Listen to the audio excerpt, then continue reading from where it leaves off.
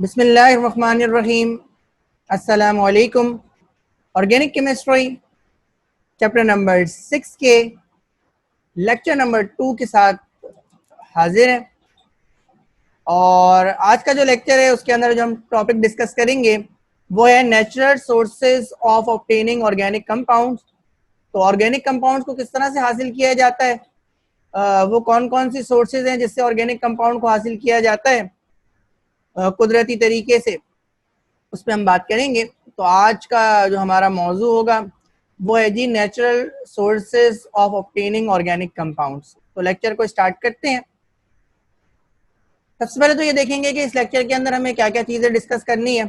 तो main topic तो हमारा यही है जी the natural sources of obtaining organic compounds, लेकिन इसके साथ कुछ और चीज़ें भी डिस्कस करेंगे। तो लेक्चर कंटेंट डिस्कस कर लेते हैं कि आज के लेक्चर में आप क्या क्या चीज़ें मजीद सीखेंगे।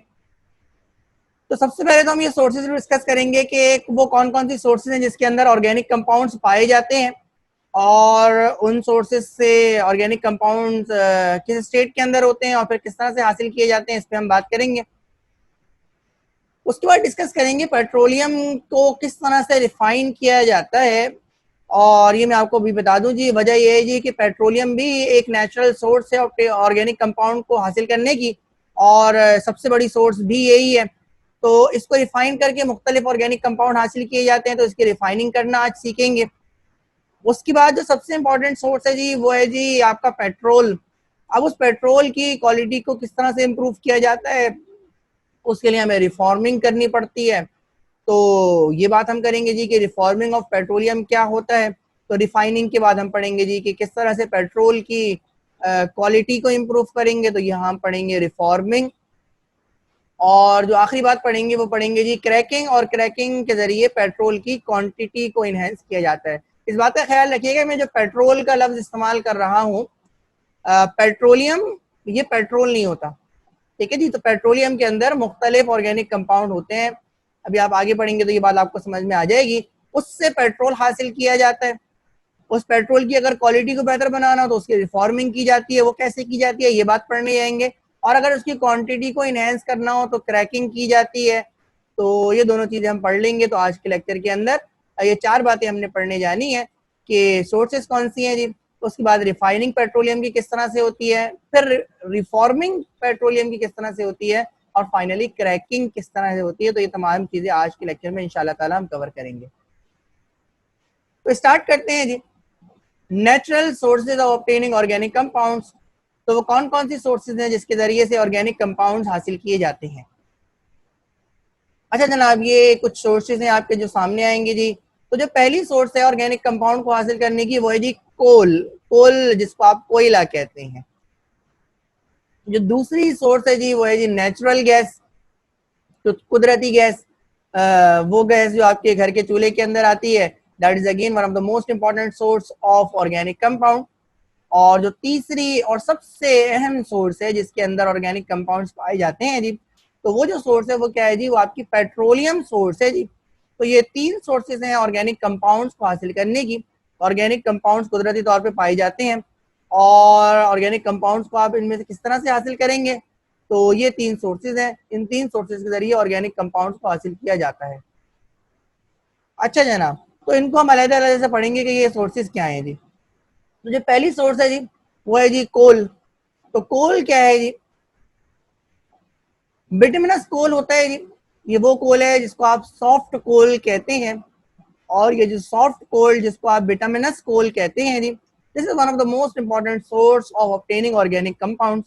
तो ये जो कोल है इसके अंदर सेवरल ऑर्गेनिक कंपाउंड्स होते हैं जी, और इन ऑर्गेनिक कंपाउंड की डिस्ट्रक्टिव डिस्टिलेशन के जरिए आप ये ऑर्गेनिक कंपाउंड हासिल करते हैं।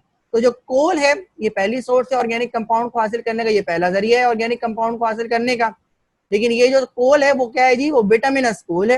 ये सॉफ्ट कोल है जिसके अंदर गैशियस कंपोनेंट भी हैं, जिसके अंदर लिक्विड कंपोनेंट भी हैं, जिसके अंदर सॉलिड कंपोनेंट भी हैं, ठीक है जी। ये वो कोयला नहीं है जो आप अपने घरों के अंदर जलाने के लिए इस्तेमाल करते हैं, ये डिफरेंट है जी। वो जो कोल आप घर में इस्तेमाल करते हैं वो इससे हासिल होता है, वो इसका प्रोडक्ट है एक, ठीक है जी, वो इसका एक पार्ट है, इसका एक कंपोनेंट है। तो ये जो बिटुमिनस कोल है, इस बिटुमिनस कोल को आप क्या कहते हैं, सॉफ्ट कोल कहते हैं। और इस सॉफ्ट कोल के अंदर ऑर्गेनिक कंपाउंड्स मौजूद होते हैं। और अगर ऑर्गेनिक कंपाउंड्स को आपने हासिल करना है तो फिर आपको क्या करना पड़ता है, डिस्ट्रक्टिव डिस्टिलेशन करवानी पड़ती है। डिस्ट्रक्टिव डिस्टिलेशन का मतलब ये है कि जी आप इसको डिकम्पोजिशन करवाते हैं, इसको तोड़ते हैं, इसके कंपोनेंट्स को अलग करते हैं। जब इनकी कंपोनेंट्स को अलग करते हैं तो आपको मुख्तलिफ ऑर्गेनिक कंपाउंड्स मिलते हैं। अच्छा जी, ये जो कोल है, ये कोल कितने फॉर्म के अंदर पाया जाता है, इसको हम पढ़ने जाएंगे जी। तो डिस्ट्रक्टिव डिस्टिलेशन जब आप इस कोल की करते हैं जी, तो ये कोल आपको 3 पार्ट के अंदर मिलता है जी। तो एक जो पार्ट है उसको आप क्या कहते हैं, कोल गैस कहते हैं। जो दूसरा पार्ट है उसको आप क्या कहते हैं, कोल तार कहते हैं। और तीसरे पार्ट को आप क्या कहते हैं जी, कोक कहते हैं। और इस बात का ख्याल रखिएगा कि ये जो आपने क्लासिफिकेशन की है, यानी कोल की, डिस्ट्रक्टिव डिस्टिलेशन की, और डिस्ट्रक्टिव डिस्टिलेशन पे आपको जो कंपोनेंट्स मिले हैं, उन कंपोनेंट्स को जो आपने क्लासिफाई किया है वो on the basis of state of matter किया है। अभी मैं इसको एक्सप्लेन करूंगा तो ये बात आपकी बहुत अच्छी तरीके से समझ में आ जाएगी। तो 3 स्टेट्स हैं आपके पास, एक गैसियस स्टेट है, दूसरी आपके पास लिक्विड स्टेट है, तीसरी आपके पास सॉलिड स्टेट है। तो जो कोल है, उस कोल के अंदर, जिसको आप बिटुमिनस कोल कह रहे हैं, उसके अंदर गैसियस कंपोनेंट भी है, उसके अंदर लिक्विड कंपोनेंट भी है, उसके अंदर सॉलिड कंपोनेंट भी है। तो डिस्ट्रक्टिव डिस्टिलेशन से आप उसके लिक्विड कंपोनेंट्स, उसके गैसियस कंपोनेंट और उसके सॉलिड कंपोनेंट्स को अलहदा करते हैं। और फिर इसके अंदर फिर मुख्तलिफ कंपाउंड, ऑर्गेनिक कंपाउंड होते हैं, फिर आप उनको मजीद अलहदा करते हैं और आप कोल के जरिए, बिटुमिनस कोल के जरिए मुख्तलिफ ऑर्गेनिक कंपाउंड्स को हासिल करते हैं। तो कोल गैस क्या होती है, और उसके बाद फिर कोल तार क्या होता है, और फिर कोक क्या होता है, जरा इसको हम देखते हैं जी। तो जो कोल गैस है जी, उसके अंदर आपकी गैसियस प्रोडक्ट होती हैं जी। तो आप अगर हम बात करें जी, जिस तरह मीथेन है, जिस तरह ईथेन है, ये आपकी क्या कहलाएगी, आपकी कोल गैस कहलाएगी जी। ये आपकी क्या कहलाती हैं, ये आपकी गैसियस प्रोडक्ट कहलाती हैं, जो किसी स्टेट के अंदर होती हैं, जो गैस की स्टेट के अंदर होती हैं। और ये जो कोल गैस है, इसको आप फ्यूल के तौर पर इस्तेमाल करते हैं जी। जो कोल तार है जी, वो क्या होता है, वो विस्कोस लिक्विड होता है। और विस्कोस लिक्विड के अंदर भी मुख्तलिफ ऑर्गेनिक कंपाउंड हासिल होते हैं। तो आपने इसकी फ्रैक्शनल डिस्टिलेशन करवानी पड़ेगी, जिसके जरिए से आपको मुख्तलिफ ऑर्गेनिक कंपाउंड मिल जाएंगे। ये लिक्विड स्टेट के अंदर होते हैं। और जो आपका कोक है जी, उसके अंदर जो ऑर्गेनिक कंपाउंड होते हैं वो क्या होते हैं जी, जो सॉलिड फॉर्म के अंदर होते हैं। और ये जो कार्बन है, कार्बन प्योर फॉर्म के अंदर कोक के अंदर मौजूद होता है। और जो कार्बन, जो रिड्यूसिंग एजेंट के तौर पर कार्बन इस्तेमाल होता है, वो क्या होता है जी, कोक होता है। ठीक है जी। तो आप जो जो कोल है जी, आप जो कोल इस्तेमाल करते हैं, बेसिकली वो कोल नहीं होता, बल्कि वो क्या होता है जी, वो आपका कोक होता है, जिसको आप जलाने के लिए इस्तेमाल करते हैं, क्योंकि वो क्या होता है जी, वो सॉलिड फॉर्म में होता है। हाँ, एक बात याद रखिएगा कि जो कोक है, ये बिल्कुल रिफाइंड है, ये प्योर फॉर्म है। और आपके घरों के अंदर जो कोयला आप इस्तेमाल करते हैं, वो इतना रिफाइंड नहीं होता। ठीक है जी। तो कोल, जो बिटुमिनस कोल है, वो ऑर्गेनिक कंपाउंड्स को हासिल करने का एक जरिया है। और अगर आप इसकी डिस्ट्रक्टिव डिस्टिलेशन करवाती हैं तो इसके आपको 3 कंपोनेंट्स मिलते हैं, gaseous component, liquid component and solid component. Gaseous component को क्या कहते हैं, कोल गैस कहते हैं। लिक्विड कंपोनेंट को क्या कहते हैं, कोल तार कहते हैं। और सॉलिड कंपोनेंट को क्या कहते हैं, कोक कहते हैं। ये तीनों ही ऑर्गेनिक कंपाउंड्स को हासिल करने का एक बड़ा जरिया है। जो दूसरी इंपॉर्टेंट सोर्स है जी, वो है जी आपकी नेचुरल गैस। तो नेचुरल गैस क्या है जी, this is one of the most important source of obtaining organic compounds. और सिंपल ऑर्गेनिक कंपाउंड जो आपके गैसियस स्टेट के अंदर पाए जाते हैं, तो इसके अंदर कौन कौन आएंगे, आपका मीथेन आएगा, ईथेन, प्रोपेन, ब्यूटेन। ये तमाम चीजें किसके अंदर होती हैं, ये आपकी नेचुरल गैस के अंदर मौजूद होती हैं। हाँ, मीथेन की क्वांटिटी बहुत ज्यादा होती है और बाकी जो कंपोनेंट्स हैं उनकी क्वांटिटी कम होती है। तो this is again one of the most important source कि जिसके अंदर ऑर्गेनिक कंपाउंड मौजूद है, आपका मीथेन, इथेन, प्रोपेन और ब्यूटेन मौजूद है। और अगर आप इसे अलहदा करना चाहें तो फिर आप प्रोसेसिंग करके इसको अलहदा कर सकते हैं। लेकिन फिर वही बात है कि जी, कि अलहदा करने के लिए ना कोल इस्तेमाल, कोल तो फिर कदरे इस्तेमाल कर लिया जाता है, लेकिन नेचुरल गैस को बिल्कुल इस्तेमाल नहीं करते, क्योंकि ये आप अपने फ्यूल के तौर पर इस्तेमाल करते हैं, डोमेस्टिक फ्यूल के तौर पर ये इस्तेमाल होती है। तो पेट्रोलियम में भी आप पढ़ेंगे तो आपको अंदाजा हो जाएगा, ये वो असल सोर्स है जिसके जरिए से, जिसके अंदर ऑर्गेनिक कंपाउंड मौजूद भी होते हैं। और इससे ऑर्गेनिक कंपाउंड्स को सेपरेट भी किया जाता है, इससे ऑर्गेनिक कंपाउंड्स को अलहदा करके आप इसको इस्तेमाल के काबिल करते हैं जी। तो इसको भी हम पढ़ेंगे, आपकी बात समझ में आएगी। तो दूसरी सोर्स पढ़ रहे हैं जो क्या है जी, नेचुरल गैस है जी। तो नेचुरल गैस के अंदर भी ऑर्गेनिक कंपाउंड्स मौजूद होते हैं जी। तो सुई गैस के अंदर जो आपकी हाइड्रोकार्बन्स होते हैं जी, जो आपकी बलूचिस्तान के अंदर से निकलती है सुई के मकाम से, और आपके घरों में भी सप्लाई होती है। तो उस गैस के अंदर हाइड्रोकार्बन की कंपोजिशन क्या है, इसको हम पढ़ने जा रहे हैं जी। तो जो आपकी सुई गैस है, जो आपके चूल्हे के अंदर आती है जी, और जिसको आप डोमेस्टिक पर्पस के तौर पर इस्तेमाल करते हैं, तो उसके अंदर 94.60% ये क्या होती है जी, मीथेन होती है। तो इसका मतलब है नेचुरल गैस के अंदर जो सबसे बड़ी क्वांटिटी है वो किसकी है जी, मीथेन की है। उसके बाद जो दूसरे नंबर पे है वो जी इथेन है, और इथेन कितने परसेंट है जी, इथेन 4.05% है। जो तीसरी क्वांटिटी है वो जी प्रोपेन की है, ये 0.28% है। और जो चौथा नंबर है वो किसका है जी, ब्यूटेन का है, 0.17%। और बाकी जो है वो आपके फिर आपके ऑर्गेनिक सोर्सेज नहीं है, इसलिए उनको मैंने यहाँ पे मेंशन नहीं किया। उसके लिए आप अपनी किताब देख लीजिएगा, आपको अंदाजा हो जाएगा कि बाकी कितने परसेंट बाकी चीजें इसके अंदर मौजूद होती हैं। तो आपने क्या देखा जी कि जिस हिसाब से कार्बन की क्वांटिटी बढ़ती जा रही है, यानी चेन बढ़ती जा रही है, उस हिसाब से पहला मसला तो ये है कि इसकी गैसियस नेचर तब्दील होती जा रही है जी, कि ये गैस है। और वैसे तो ये चारों के चारों गैस हैं जी, लेकिन जो सबसे बेहतर जो गैस है, जो गैस की प्रॉपर्टी होती है जी कि वो वॉलेटाइल होती है, वो फ्री स्टेट के अंदर होती है, मॉलिक्यूल्स क्या होते हैं, दूर दूर होते हैं, उनके दरमियान फोर्स ऑफ अट्रैक्शन बहुत कम होती है। तो जितने कम आपके कार्बन होंगे उतनी वो ज्यादा वॉलेटाइल होगी, और उतनी ही जी क्या कहते हैं उसकी मॉलिक्यूल्स के दरमियान फोर्स ऑफ अट्रैक्शन कम होगी। इसलिए आपने क्या देखा जी, नेचुरल गैस के अंदर सबसे ज्यादा अमाउंट है वो किसकी है जी, मीथेन की है। और 94.60% मीथेन ये आपके नेचुरल गैस के अंदर मौजूद होती है, जिसको आप डोमेस्टिक फ्यूल के तौर पर इस्तेमाल करते हैं। ठीक है जी, वॉलेटिलिटी का वर्ड मैंने इस्तेमाल किया, मैं उसको आगे समझाऊंगा कि ये वॉलेटाइल फ्रैक्शंस क्या होते हैं, और ये वॉलेटिलिटी का मतलब क्या होता है, ये हम अभी डिस्कस करेंगे। अच्छा जी, अब हम जो डिस्कस करने जा रहे हैं वो तीसरी सोर्स डिस्कस करने जा रहे हैं, और ये क्या है जी, ये आपके पेट्रोलियम सोर्स है जी। तो पेट्रोलियम क्या है जी, ये जो पेट्रोलियम है, इसको मैं एक बार फिर रिपीट कर दूं जी, पेट्रोलियम को आप पेट्रोल मत समझ लीजिएगा। पता लगा ये जो आपको तस्वीर में नजर आ रहा है यही आपने अपनी गाड़ी के अंदर डलवा लिया जी, तो ये पेट्रोल नहीं है जी। पेट्रोल तो इसका एक पार्ट है, और इसको रिफाइन करके आप पेट्रोल हासिल करते हैं। किस तरह हासिल करते हैं वो भी आज के लेक्चर में आप सीख लेंगे। तो पेट्रोलियम क्या है, पेट्रोलियम को आप रॉक ऑयल भी कहते हैं, आप इसे क्रूड ऑयल भी कहते हैं। क्रूड का मतलब बिल्कुल कचरा है जी, इसके अंदर मुख्तलिफ चीजें मौजूद हैं, कुछ आपके काम की हैं, कुछ आपके काम की नहीं है, कुछ को आपको करामत बनाना पड़ेगा। ठीक है जी। तो ये विस्कोस लिक्विड होता है, बहुत गाढ़ा लिक्विड होता है, विस्कोस का मतलब गाढ़ापन होता है जी। तो विस्कोस लिक्विड होता है, और this is again one of the rich sources of obtaining many organic compound. कि अगर हम कोल की बात करें और हम नेचुरल गैस की बात करें, तो इसके अंदर ऑर्गेनिक कंपाउंड इतनी वाफिर मिकदार में नहीं होते जितनी वाफिर मिकदार के अंदर ऑर्गेनिक कंपाउंड किसके अंदर होते हैं जी, पेट्रोलियम के अंदर होते हैं। तो पेट्रोलियम ही वो सोर्स है कि जिसके जरिए से आप ऑर्गेनिक कंपाउंड को क्या करते हैं जी, एक्सट्रैक्ट करते हैं, हासिल करते हैं, सेपरेट करते हैं।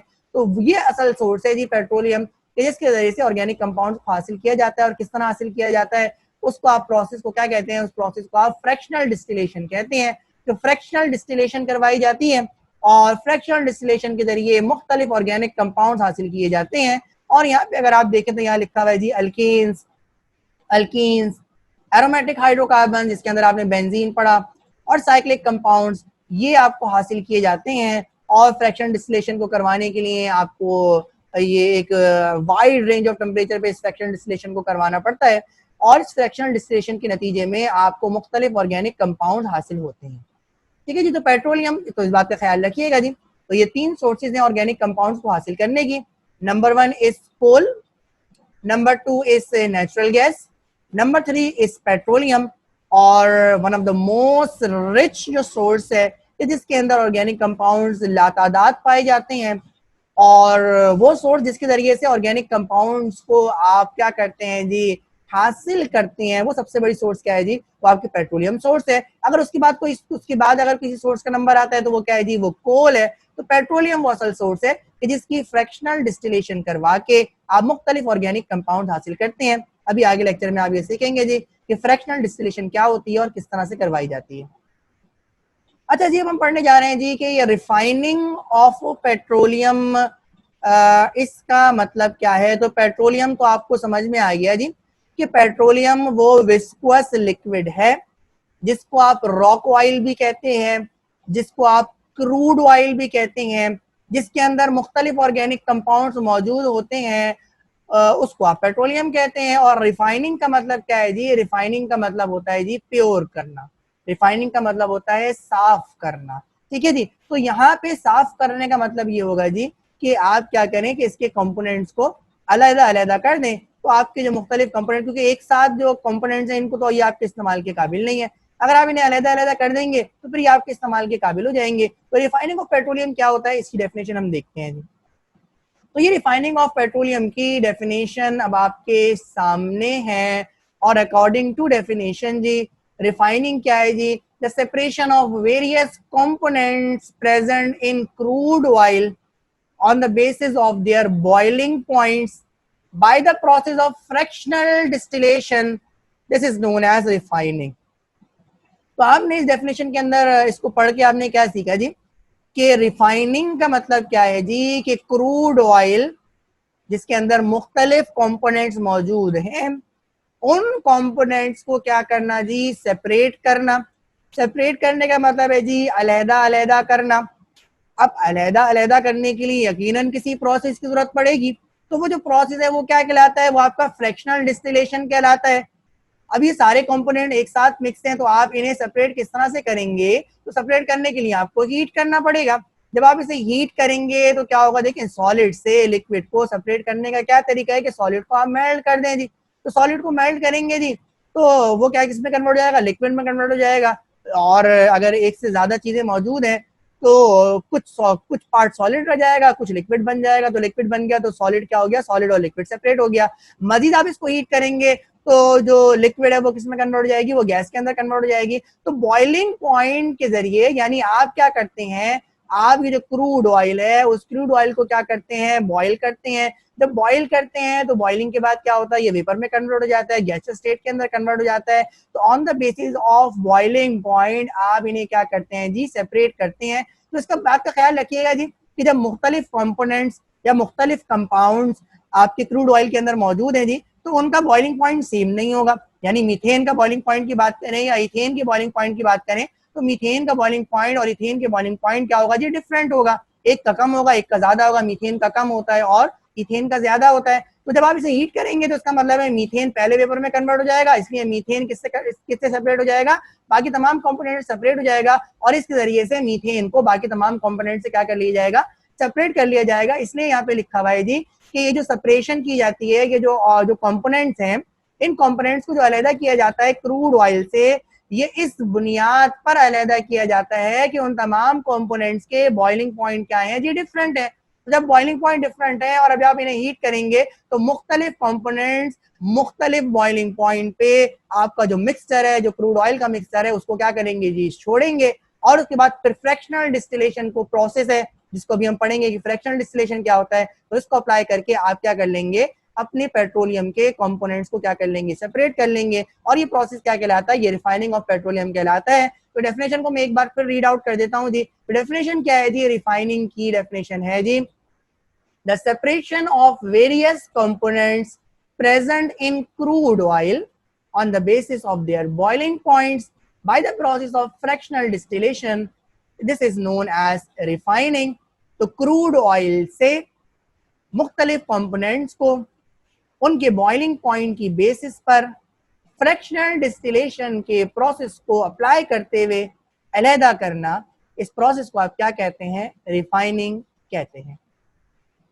अच्छा जी, अब हम पढ़ने जा रहे हैं जी, क्योंकि यहाँ पे वर्ड आया फ्रैक्शनल डिस्टिलेशन का, तो यकीनन अब आपकी ख्वाहिश होगी कि आप ये जाने कि फ्रैक्शनल डिस्टिलेशन क्या कहते हैं। डेफिनेशन से डेफिनेशन निकलती हैं, तो यहाँ पे आपको अंदाजा हो गया कि हर डेफिनेशन से एक नई डेफिनेशन निकलेगी। तो फ्रैक्शनल डिस्टिलेशन क्या होता है, इसको हम देखते हैं जी। तो फ्रैक्शनल डिस्टिलेशन क्या है जी कि it is a separation of components of a liquid mixture. तो देखिए, फ्रैक्शनल डिस्टिलेशन किसकी करवाई जाती है? ये आपके लिक्विड मिक्सचर की करवाई जाती है on the basis of difference in their boiling point in fractionating column. इसको आप क्या कहते हैं जी? इसको आप कहते हैं फ्रैक्शनल डिस्टिलेशन। देखिए, फ्रैक्शन का जो मतलब है ना जी, अगर आप इसकी डेफिनेशन को देखें, डिस्टिलेशन का तो प्योरिफिकेशन प्रोसेस होता है। Distillation is the distillation of water की बात करें तो इसका मतलब है डिस्टिलेशन का मतलब होता है वाटर को प्योरीफाई करना। तो डिस्टिलेशन तो आप ये का मतलब तो आप ये समझे जी कि डिस्टिलेशन वही है जो आप रिफाइनिंग के वर्ड इस्तेमाल करें। डिस्टिलेशन का मतलब है प्योरीफाई करना। और प्योरिफिकेशन के लिए अभी आपने पीछे वर्ड इस्तेमाल किया रिफाइनिंग का, तो रिफाइनिंग से आपको बात समझ में आ गई जी कि कंपोनेंट्स को अलहदा करना है, तो यहाँ पर भी डिस्टिलेशन से मुराद कंपोनेंट्स को अलहदा करना है, ठीक है जी। और फ्रैक्शन का मतलब होता है पार्ट, ठीक है जी। तो पार्ट को प्योरीफाई करना, पार्ट्स को इस तरह से अलहदा करना कि वो प्योरीफाई हो जाएं, पेट्रोलियम के कंपोनेंट्स को प्योरीफाई करके अलहदा करना, ये क्या कहलाता है, ये आपका फ्रैक्शनल डिस्टिलेशन का प्रोसेस कहलाता है। तो यहाँ डेफिनेशन क्या कह रही है जी, it is the separation of components of a liquid mixture on the basis of their boiling points in a fractionating column. तो फ्रैक्शनेटिंग कॉलम अभी आपके सामने आ जाएगा कि क्या होता है जी। तो बॉइलिंग पॉइंट की बेसिस पर जो कंपोनेंट्स हैं पेट्रोलियम के, उनको अलहदा करना और फ्रैक्शनेटिंग कॉलम के अंदर अलहदा करना, उनके बॉइलिंग पॉइंट्स के फर्क की वजह से, इस प्रोसेस को आप क्या कहते हैं, फ्रैक्शनल डिस्टिलेशन कहते हैं। मैं डेफिनेशन एक बार फिर पढ़ देता हूँ जी। It is the separation of components of liquid mixture on the basis of the difference in their boiling points in fractionating column, यानी पेट्रोलियम के कंपोनेंट्स को उनके बॉइलिंग पॉइंट्स की बेस पर फ्रैक्शनेटिंग कॉलम में सेपरेट करना, ये प्रोसेस क्या कहलाता है, फ्रैक्शनल डिस्टिलेशन कहलाता है। ये प्रोसेस कैसे होता है और आपको कौन कौन से कंपोनेंट किस किस टेम्परेचर पे मिलते हैं, इसको अभी हम देखेंगे। अच्छा जी, फ्रैक्शनल डिस्टिलेशन ऑफ पेट्रोलियम पढ़ने जा रहे हैं और ये इम्तिहान के हिसाब से इंतहाई इंपॉर्टेंट सवाल है। तो एमसीक्यूज के तौर पर भी बहुत ही इंपॉर्टेंट सवाल है। एमसीक्यूज में ये लाजमी इसका कोई ना कोई पार्ट आया हुआ होता है, और अगर ये डिस्क्रिप्टिव तौर पे भी आ जाए तो भी आपको ये तमाम वैल्यूज को याद करना पड़ेगा। तो इस बात को जरा बहुत फोकस होकर सुने, और अगर आपसे याद हो सके तो आप इसको याद करने की भी कोशिश करें। अच्छा जी, तो ये फ्रैक्शनेटिंग कॉलम अब आपके सामने है। ये जो जगह है, यहाँ से क्रूड ऑयल को क्या किया जाता है, यहाँ से इंसर्ट किया जाता है। तो अब क्या करते हैं, ये प्रोसेस अब आपके सामने आ रहा है जी। तो जो क्रूड ऑयल है, यानी जो आपका पेट्रोलियम है, जिसके अंदर मुख्तलिफ ऑर्गेनिक कंपाउंड मौजूद हैं, इसको आप फ्रैक्शनेटिंग कॉलम के अंदर क्या कर देते हैं जी, दाखिल कर देते हैं।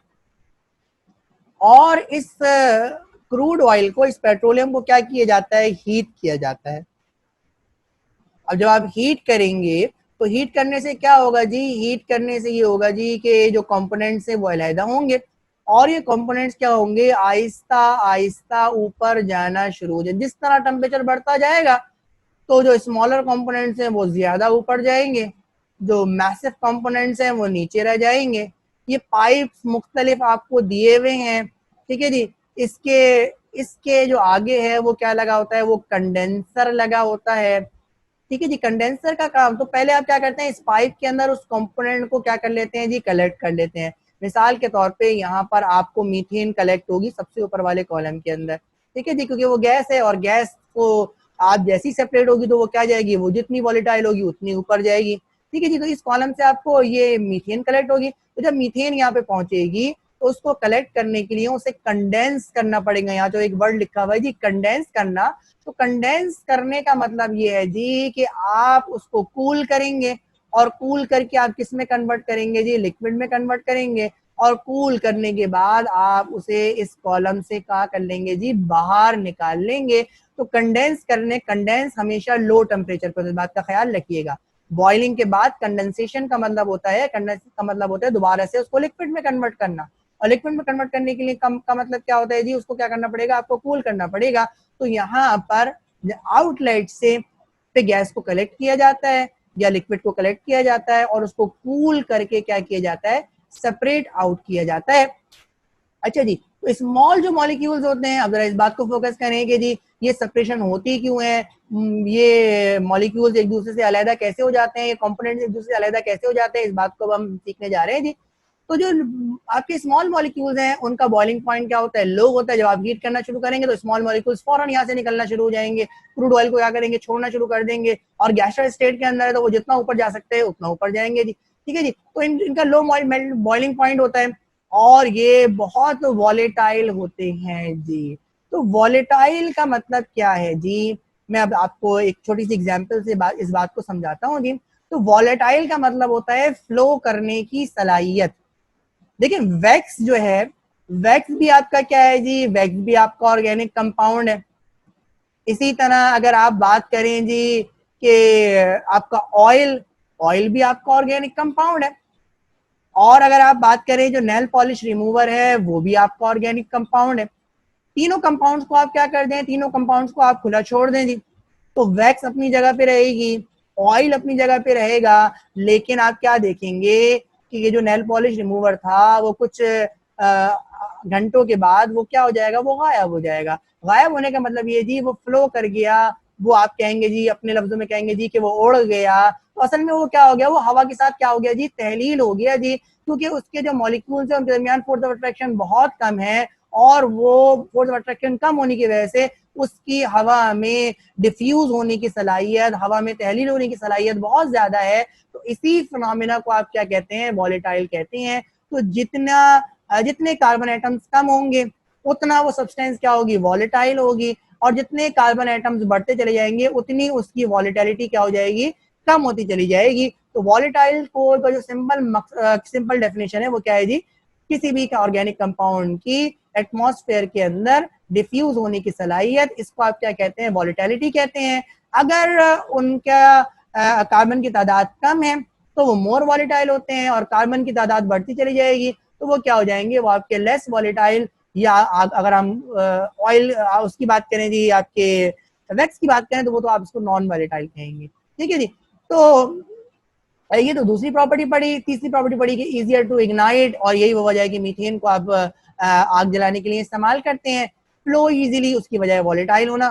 ठीक है जी। और जो लार्ज मॉलिक्यूल्स हैं जी, और यही वो वजह है कि स्मॉल मॉलिक्यूल्स आपको इस फ्रैक्शनेटिंग कॉलम के टॉप पर मिलेंगे, बॉटम की बजाय। ठीक है जी। जो लार्जर मॉलिक्यूल्स है उनका बॉइलिंग पॉइंट हाई होता है, इसका मतलब है ये क्रूड ऑयल को देर में छोड़ेंगे, और ये क्या होते हैं, ये नॉन वॉलेटाइल होते हैं, इसका मतलब है इनका इनका गैस में कन्वर्ट होना ही मुश्किल है, पहली बात। और अगर तो ये लिक्विड की फॉर्म में ही कलेक्ट होंगे या सॉलिड की फॉर्म में कलेक्ट होंगे, इनको इग्नाइट करना, इनको जलाना मुश्किल होता है, इसलिए ये फ्यूल के तौर पर भी इस्तेमाल नहीं हो सकते, और ये आसानी से फ्लो नहीं करते। इसका मतलब ये है जी, इस फ्रैक्शनेटिंग कॉलम में टॉप तक इनके लिए जाना नामुमकिन है। और यही वजह है जी कि आपने यहाँ पर मुख्तलिफ, आपने यहाँ पे क्या लगाए हुए हैं, पार्ट्स लगाए हुए हैं, मुख्तलिफ पाइपलाइंस लगाई हुई हैं कि मुख्तलिफ ऑर्गेनिक कंपाउंड्स को मुख्तलिफ टेम्परेचर पे आप मुख्तलिफ जगहों पे कलेक्ट करेंगे। और यही वजह है जी कि एक कंपोनेंट दूसरे कंपोनेंट से क्या रहेगा जी, अलहदा रहेगा। और यही वो तरीका है जी जिसके के जरिए से आप पेट्रोलियम को क्या कर लेंगे जी, रिफाइन कर लेंगे, और आपका असल मकसद क्या हो जाएगा जी, हासिल हो जाएगा। तो पेट्रोलियम को जिस तरीके से रिफाइन किया जाता है उसको आप क्या कहते हैं, उस प्रोसेस को फ्रैक्शनल डिस्टिलेशन कहते हैं। तो एक तरीके से आप रिफाइनिंग ऑफ पेट्रोलियम भी पढ़ रहे हैं और आप फ्रैक्शनल डिस्टिलेशन ऑफ पेट्रोलियम भी पढ़ रहे हैं। ठीक है जी। अब हम कुछ टेम्परेचर्स को डिस्कस करेंगे जी कि वो कौन से टेम्परेचर हैं और किस टेम्परेचर पे, एक टेम्परेचर तो नहीं है, बेसिकली एक टेम्परेचर रेंज होती है, तो उसको हम देखेंगे जी कि किस टेम्परेचर रेंज पे आपको कौन सी प्रोडक्ट मिलती है। तो अगर आप इसको हीट करना जब स्टार्ट करेंगे तो आप जाहिर सी बात है, आप जब हीट करेंगे तो रूम टेम्परेचर से आप जाएंगे, रूम टेम्परेचर से ऊपर जाएंगे तो बिलो 20 डिग्री सेंटीग्रेड। तो 20 डिग्री सेंटीग्रेड से अगर नीचे की बात करें जी, तो यहाँ पर जो आपको ऑर्गेनिक कंपाउंड्स मिलते हैं जी, उसके अंदर आपकी नेचुरल गैस है। तो नेचुरल गैस के अंदर आप इस तरीके से जान रहे होंगे कि मीथेन, ईथेन, प्रोपेन और ब्यूटेन मौजूद होता है। तो पेट्रोलियम को अगर आपने सही तरीके से कलेक्ट किया है और इसके अंदर से अगर कोई चीज रिमूव होने नहीं दी है जी, तो इसका मतलब ये है कि उसके अंदर गैस, अगर आप कराची के टेम्परेचर की बात करें तो गैस तो उसके अंदर से वैसे ही निकल जाएगी, क्योंकि यहाँ पे टेम्परेचर 40 डिग्री सेंटीग्रेड होता है, तो मीथेन तो उसके अंदर टिकेगी ही नहीं। ठीक है जी।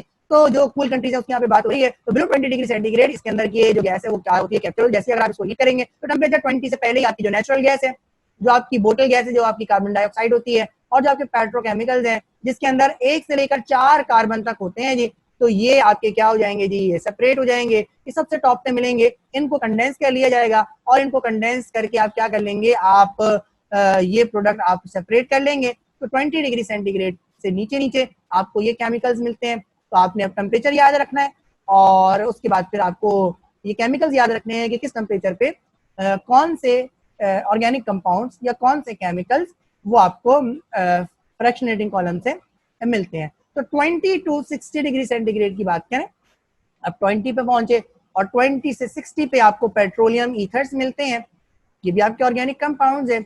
और खास बात क्या है कि इनके अंदर जो कार्बन होते हैं वो 5 से 6 होते हैं।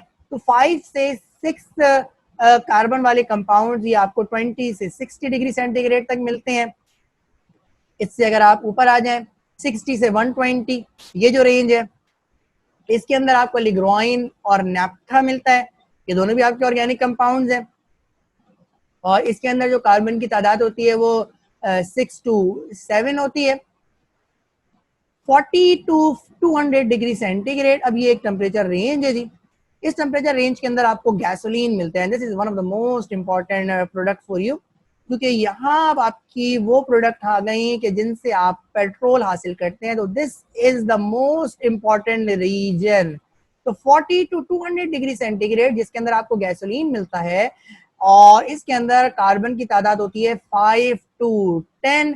तो जो आपके जो मोटर फ्यूल्स हैं जी, जो मेन आपके फ्यूल्स हैं उसको हासिल करने के लिए यही वो पार्ट है कि जिसके जरिए से आप क्या हासिल करते हैं, पेट्रोल हासिल करते हैं। इस बात का ख्याल रखिएगा कि पेट्रोल अभी भी आपको डायरेक्ट नहीं मिला है, आपको इस गैसोलीन पर भी प्रोसेसिंग करनी पड़ेगी और अब आप इसको यहाँ पे 5 से लेकर 10 कार्बन के अंदर जो मुख्तलिफ प्रोडक्ट हैं उनको क्या करना पड़ेगा, सेपरेट करना पड़ेगा। तो दोबारा से इस पार्ट की फिर फ्रैक्शनल डिस्टिलेशन करवानी पड़ेगी, तब जाके आपको अपने डिजायर प्रोडक्ट मिलेगा जिसके अंदर वो प्रोडक्ट आपका जो आप चाह रहे हैं सिर्फ वही प्रोडक्ट होगा। ठीक है जी। 175 से 325 डिग्री सेंटीग्रेड, इस पे आपको केरोसिन ऑयल और जेट फ्यूल मिलता है और इसके अंदर जो कार्बन की तादाद होती है वो 12 to 18 होती है। मजीद आगे चलें तो 250 to 400 डिग्री सेंटीग्रेड, यहाँ जो अब आपको जो ऑर्गेनिक कंपाउंड मिलते हैं उसके अंदर है गैस ऑयल, फ्यूल ऑयल और डीजल। तो डीजल आपको मिलता है जिसके अंदर कार्बन की तादाद क्या होती है, 12 एंड हायर होती है। तो this is again important range कि जिसके अंदर से आपको डीजल मिल रहा है जो फ्यूल के तौर पर इस्तेमाल होता है। लेकिन खैर मेन आपका फ्यूल है वो आपका पेट्रोल ही है जो आपको गैसोलीन से हासिल होगा। अगर आप 400 डिग्री सेंटीग्रेड अबव जाएं तो यहाँ आपको लिब्रिकेटिंग ऑयल मिलते हैं, ये आपको ग्रीस मिलती है जी। और इसके अंदर खास बात क्या है जी, कार्बन की तादाद 20 एंड हायर होती है। और खास बात क्या है कि ये तमाम ये जो लिक्विड स्टेट है जी, ये आपका नॉन वॉलेटाइल लिक्विड है जी। तो जो ग्रीस है, ये जो लिब्रिकेटिंग ऑयल है जी, तो इनकी खास बात क्या है कि इनकी विस्कोसिटी बहुत ज्यादा होती है। तो विस्कोसिटी ज्यादा होने का मतलब क्या है कि इनके अंदर कार्बन आइटम ज्यादा है, फोर्स ऑफ अट्रैक्शन इनकी बहुत ज्यादा है, जिसकी वजह से इनकी वॉलेटिलिटी क्या हो गई है, बिल्कुल जीरो हो गई है। और ये क्या कहला रहे हैं, नॉन वॉलेटाइल ऑयल की कैटेगरी के अंदर आ रहे हैं। और अगर आप 400 डिग्री सेंटीग्रेड से अबव की बात करें तो अब आपको लिक्विड नहीं मिलेंगे, अब आपको क्या मिलेंगे, अब आपको वेस्ट मटेरियल मिलेंगे। और ये आपके क्या है जी, आपके नॉन वॉलेटाइल सॉलिड हैं जी। तो पैराफिन वैक्स, एस्फाल्ट और आपका तार जो डामर वगैरह होता है जिसको सड़कें बनाने के लिए इस्तेमाल किया जाता है, तो वो भी आपको यहीं से मिलता है। वैक्स भी आपको यहीं से मिलती है, ये आपकी अनप्योरिफाइड प्रोडक्ट होती हैं।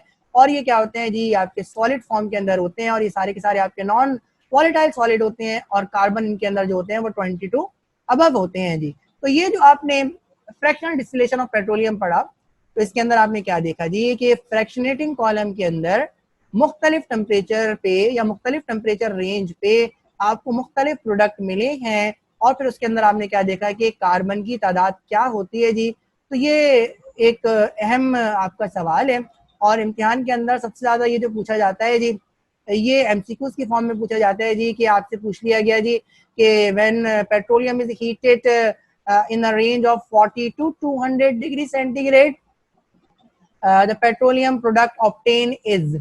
अब आपको लिख के दे दिया गैसोलीन, आपको लिख के दे दिया नैफ्था, आपको लिख के दे दिया नेचुरल गैस या डीजल लिख के दे दिया, तो आपका जवाब क्या होगा, गैसोलीन होगा। तो इस तरह से ये सवाल पूछा जा सकता है एमसीक्यूज के अंदर, इसलिए आप इसको याद करें।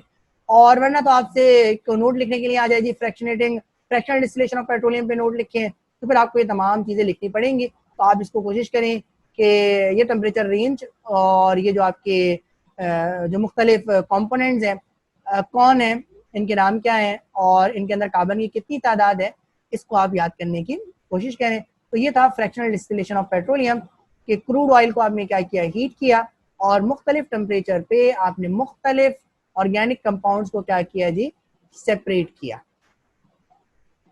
अच्छा जी, इम्पोर्टेंस क्या है इसको देखने जा रहे हैं जी। तो more than 500 organic compounds are obtained from the fractional distillation of petroleum below 200 degree centigrade. तो 500 ऑर्गेनिक कंपाउंड्स आपको हासिल होते हैं पेट्रोलियम की फ्रैक्शनल डिस्टिलेशन करवाने से। तो this is one of the most important source of obtaining organic compounds. ठीक है जी। अब इसके अंदर जो मेन कंपोनेंट जो मैंने इससे पहले आपको बताया, gasoline, gasoline is one of the most important component. या आप इसको पेट्रोल कहें जी। पेट्रोल क्या होता है? Mixture of hexane and heptane and sometime it is octane. ठीक है जी। तो पेट्रोल आपको हासिल होता है इस फ्रैक्शनल डिस्टिलेशन से। तो आपका जो असल मकसद है जी वो क्या है जी? पेट्रोल को हासिल करना, क्योंकि इसकी जो यूटिलाइजेशन है, सबसे ज्यादा जो यूटिलाइजेशन है वो आपकी पेट्रोल की है, वो फ्यूल की है। आपको फ्यूल चाहिए तो फ्यूल आपको इस फ्रैक्शनल डिस्टिलेशन से हासिल होता है जी। क्रैकिंग अप्लाई की जाती है कि वजह यह है जी कि आप जो गैसोलीन है वो आप उस क्वांटिटी के अंदर आप हासिल नहीं कर सकते फ्रैक्शनल डिस्टिलेशन से कि जिस क्वांटिटी के अंदर आपकी रिक्वायरमेंट है। और यही वजह है कि जी आप ऑल्टरनेटिव फ्यूल्स की बात कर रहे हैं जी। ऑल्टरनेटिव फ्यूल्स की बात भी होती है जी, लेकिन उससे पहले भी आप क्या काम करते हैं, और वो क्या काम करते हैं जी कि आप क्रैकिंग के प्रोसेस को अप्लाई करते हैं। और क्रैकिंग का मतलब अगर आपको समझ में आ रहा हो कि क्रैक करना, क्रैक का मतलब होता है तोड़ना। अभी हम पढ़ेंगे तो आपको समझ में आ जाएगा ये क्रैकिंग होता क्या है जी। तो क्रैकिंग का मतलब अभी आप अपने दिमाग में रखने, तोड़ना जी। तो हायर मेंबर अल्केन को, यानी अगर 8 कार्बन है या आप कह लें जी 10 या 12 कार्बन है जी, तो उनको अगर किसी तरीके से पेट्रोल के अंदर कन्वर्ट कर दें, ये 6 से 7 कार्बन के अंदर कन्वर्ट कर दें, जो पेट्रोल के अंदर जितने कार्बन होते हैं अगर उसके अंदर कन्वर्ट कर दें, तो फिर हम उनको क्या कहते हैं? पेट्रोल के तौर पर यूज कर सकते हैं जी। तो क्रैकिंग को प्रोसेस है जिसको अप्लाई किया जाता है हायर हाइड्रोकार्बन पर, और उसके जरिए से गैसोलीन की यानी पेट्रोल की क्वांटिटी को इन्हांस किया जाता है। तो ये भी आज के हम लेक्चर के अंदर पढ़ेंगे जी। तो ये इसकी अहमियत है फ्रैक्शनल डिस्टिलेशन की जो आपके सामने है जी, कि 500 प्लस ऑर्गेनिक कंपाउंड आपको मिल जाते हैं 200 डिग्री सेंटीग्रेड से नीचे नीचे। आपको one of the most important organic compound मिलते हैं गैसोलीन और पेट्रोल। और मजीद आप क्या करते हैं? क्रैकिंग अप्लाई करते हैं हायर मेंबर पे, जो 200 से ऊपर मिलेंगे उन पे आप क्रैकिंग के प्रोसेस को अप्लाई करेंगे, और उसके जरिए से जो आपका मेन प्रोडक्ट है गैसोलीन, आप गैसोलीन की क्वांटिटी को इनहांस करने की कोशिश करेंगे ताकि आपके डिजायर्ड प्रोडक्ट जो आपका पेट्रोल है उसकी क्वांटिटी को इनहांस किया जा सके। अच्छा जी, एक रीजन अब आपके सामने इसको डिस्कस कर लेते हैं जी। और सवाल है जी कि why petroleum octane is known as crude oil. इसको क्रूड ऑयल क्यों कहते हैं, इसको हम देखने जा रहे हैं जी। तो वजह अब आपके सामने, इसका जवाब आपके सामने लिख के आ गया जी। तो क्रूड ऑयल आप इसलिए कहते हैं जी कि इसके अंदर मुख्तलिफ ऑर्गेनिक कंपाउंड्स मुख्तलिफ फ्रैक्शंस के अंदर मौजूद होते हैं। तो क्रूड बेसिकली क्या होता है? इम्प्योर मिक्सचर को कहते हैं। और इम्प्योर आप इससे क्यों कह रहे हैं जी? इम्प्योर आप इसलिए कह रहे हैं कि इसके अंदर आपका लार्ज नंबर ऑफ, जिस तरह भी आपने पढ़ा कि 500 कंपाउंड इसके अंदर मौजूद है, तो 500 तो 200 से नीचे नीचे मौजूद है, इसका मतलब 500 प्लस कंपाउंड इसके अंदर मौजूद है जी, और एक ही सब्सटेंस के अंदर। तो इसका मतलब ये आप इसलिए इसे क्रूड कह रहे हैं जी क्योंकि ये इम्प्योर फॉर्म के अंदर है, मुख्तलिफ फ्रैक्शंस के अंदर मौजूद है जिनको आपको सेपरेट करना है। तो विदाउट रिफाइनिंग ये इसलिए पेट्रोलियम क्या कहलाता है? क्रूड ऑयल कहलाता है।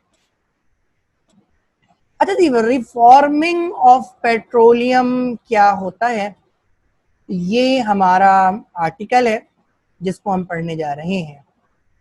अच्छा जी, डेफिनेशन अब आपके सामने है रिफॉर्मिंग की। मैं इसको एक बार रीड आउट करता हूं, फिर मैं आपको समझाऊंगा। तो gasoline of straight chain alkanes, straight chain का मतलब है unbranch, undergoes cracking to form branched chain alkanes. ठीक है जी। तो लॉन्ग चेन अल्केन्स को क्रैक करना, तोड़ना यानी, और क्रैक करने के बाद उनको इस तरह से मॉडिफाई करना कि वो ब्रांच चेन अल्केन्स के अंदर कन्वर्ट हो जाएं विदाउट लूजिंग एटम्स। यहाँ पे खास इसका भी ख्याल रखिएगा। और उसकी वजह ये हम क्यों कर रहे हैं? In order to improve octane number. अभी देखिए यहाँ पे एक और वर्ड आ गया ऑक्टेन नंबर, जो भी हम आगे डिस्कस करेंगे कि ऑक्टेन नंबर क्या होता है।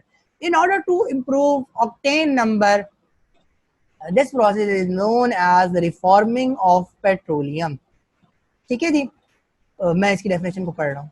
तो gasoline of straight chain alkanes undergoes cracking to form branch chain alkanes in order to improve octane number. This is known as reforming of petroleum. तो स्टेट चेन गैसोलीन को यानी unbranch alkanes के साथ cracking करना और cracking करके इसको branch chain alkanes के अंदर कन्वर्ट करना ताकि पेट्रोल का ऑक्टेन नंबर इम्प्रूव हो जाए। इस प्रोसेस को क्या कहते हैं? इस प्रोसेस को आप रिफॉर्मिंग ऑफ पेट्रोलियम कहते हैं जी। तो रिफॉर्म का मतलब दोबारा से प्रोड्यूस करना, या आप सिंपल ये कह लें जी रिफॉर्मिंग का मतलब है मॉडिफिकेशन। ठीक है जी। तो स्ट्रेट चेन को ब्रांच चेन के अंदर कन्वर्ट करना ताकि पेट्रोल का ऑक्टेन नंबर या गैसोलीन का ऑक्टेन नंबर इंप्रूव हो जाए। ये प्रोसेस क्या कहलाता है? रिफॉर्मिंग कहलाता है। तो प्रोसेस रिफॉर्मिंग अब आपके सामने आ गया, आपको यकीनन समझ में आ गया होगा what is reforming. Octane number देखते हैं जी। ऑक्टेन नंबर का वर्ड आया जी कि ऑक्टेन नंबर क्या होता है जी। ये डेफिनेशन अब आपके सामने है। इन ऑर्डर टू जज the quality of petrol there is a number. तो पेट्रोल की क्वालिटी को जज करने के लिए एक नंबर है, और ये जो नंबर है किस पर डिपेंड करता है? It depends upon the arrangement of atoms in a chain.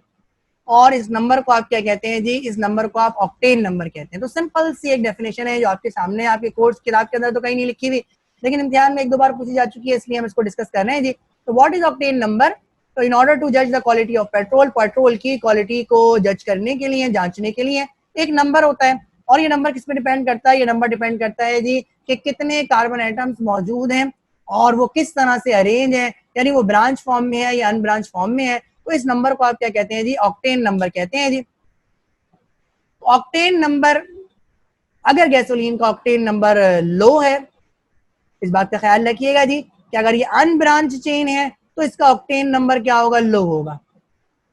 तो ये नॉकिंग प्रोड्यूस करेगा। अब नया वर्ड आ गया, नॉकिंग क्या होती है? तो नॉकिंग अभी हम पढ़ लेंगे आज। तो ये नॉकिंग प्रोड्यूस करेगा। और अगर ऑक्टेन नंबर गैसोलीन का हाई होगा और ऑक्टेन नंबर उस सूरत के अंदर हाई होगा कि जिस सूरत के अंदर आपकी जो चेन होगी क्या होगी? ब्रांच चेन होगी।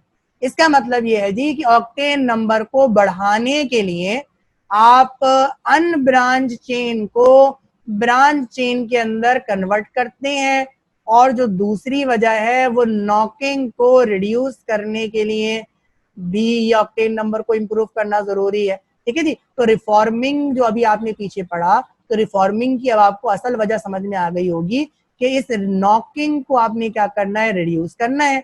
और इस नॉकिंग को रिड्यूस करने की वजह से आपने ऑक्टेन नंबर को इम्प्रूव करना है, और ऑक्टेन नंबर को इम्प्रूव करने की वजह से आपने स्ट्रेट चेन को किस में कन्वर्ट करना है? ब्रांच चेन में कन्वर्ट करना है। तो स्ट्रेट चेन गैसोलीन को ब्रांच चेन गैसोलीन के अंदर कन्वर्ट करना, इसको रिफॉर्मिंग कहते हैं।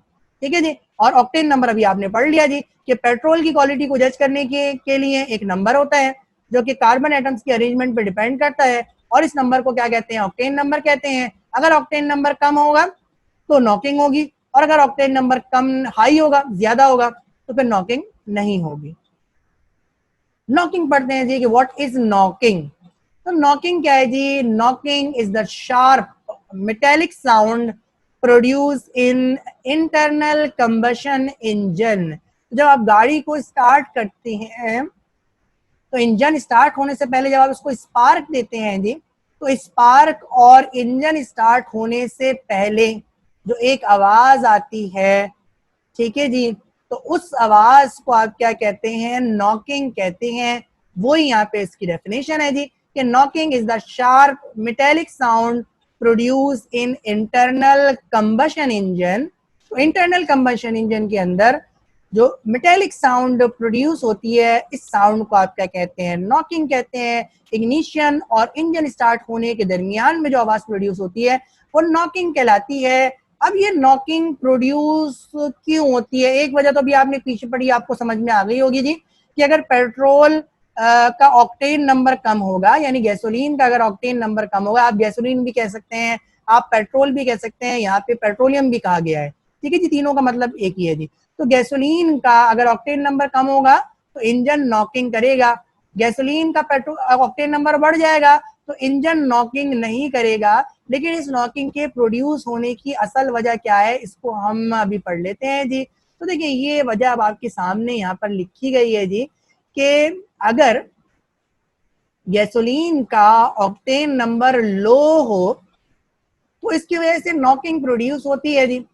और नॉकिंग प्रोड्यूस होने की वजह क्या है जी, इस बात का ख्याल रखिएगा जी। एक तो आप इग्निशन देते हैं जी, इग्निशन का मतलब ये कि जी आप फायर प्रोड्यूस करते हैं इलेक्ट्रिकली, ठीक है जी। तो पेट्रोल जो है वो पेट्रोल क्या होता है जी, एयर के साथ मिक्स होता है जी। तो पेट्रोल एयर के साथ मिक्स करने के लिए आपको क्या करना पड़ता है, ये इंजन कंप्रेशन करता है जी, ठीक है जी। होता क्या है जी, होना क्या चाहिए जी, कि ये जब दोनों चीजें मिक्स हो उसी दरमियान क्या हो जी, इग्निशन हो, ठीक है जी। लेकिन होता क्या है जी, कि यहाँ पे लिखा हुआ इस बात को समझे जी, कि when vapour of petrol mix with air and ignite prior to high compression on passing firing spark, ठीक है जी। तो जब पेट्रोल को एयर के साथ मिक्स करते हैं तो मिक्स करने के वक्त ही कंप्रेशन से पहले ही ये क्या हो जाता है, इग्नाइट हो जाता है, ठीक है जी। आपने स्पार्क दिया, स्पार्क देने के बाद इन दोनों को मिक्स होना चाहिए था, मिक्स होने के बाद जब आप इंजन कंप्रेस होता और कंप्रेस होने के बाद क्या होता, ये इग्नाइट होता, फ्यूल बर्न होता, ठीक है जी। तब तो आप कहते हैं नॉकिंग साउंड प्रोड्यूस नहीं होती। लेकिन हुआ क्या जी, कि ये जो पेट्रोल था ये पहले ही क्या हो गया, इग्नाइट हो गया, ये जल्दी क्या हो गया, बर्न आउट हो गया।